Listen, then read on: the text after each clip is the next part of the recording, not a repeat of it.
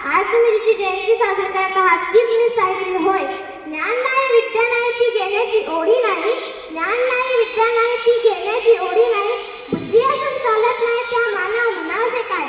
ओळखलंच का मला? ना सावित्री सावित्री ज्योतिराव फुले, सातारा जिल्ह्यातील खंडाळा तालुक्यातील नायगाव खंडोजी नावसे पाटलांची मी कन्या. अवघ्या 9व्या वर्षी माझे लग्न ज्योतिराव फुलेंशी झालं आणि मला हळूहळू कळायला लागलं की ज्या माणसाशी माझं लग्न झालंय तो काही साधा मासुदा माणूस नसून तो तर या जगाला ऊर्जा देणारा एक क्रांतीसूर्यच आहे. त्या काळी बायांना उंबरा ओलांडण्याची पद्धत नव्हती. बाईच्या जातीनं कसं आपण बरं, आपलं घर बरं आणि घरातील माणसं असा स्त्री पुरुष उच्च नीच असा लय भेदभाव होता. त्या सर्वांवर एकच उपाय होता, ते म्हणजे शिक्षण. शिक्षणाचा ध्यास ज्योतिरावांच्या मनात होता. एकदा ज्योतिराव फुले शिक्षणाचा प्रसार करत असताना भारत नावाच्या ब्रिटिश मॅडम त्यांना म्हणाल्या, मिस्टर फुले तुम्हाला शिक्षणाचा प्रसार करायचा आहे ना?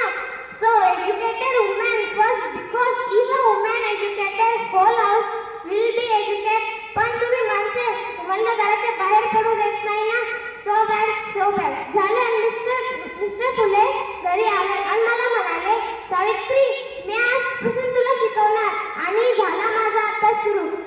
काना मात्रा विलांटी आकार उकार एके बे बे दोन चार बेत्रिक सहा हा ध्यास मी लिहायला शिकले, वाचायला शिकले आणि मी कवलं सुद्धा रचू लागले. अशीच 1 जानेवारी शनिवार 1848 मध्ये आम्ही पहिली भिडेवाड्यात पहिली शाळा सुरू केली आणि मी मुख्याध्यापकही शिक्षकही.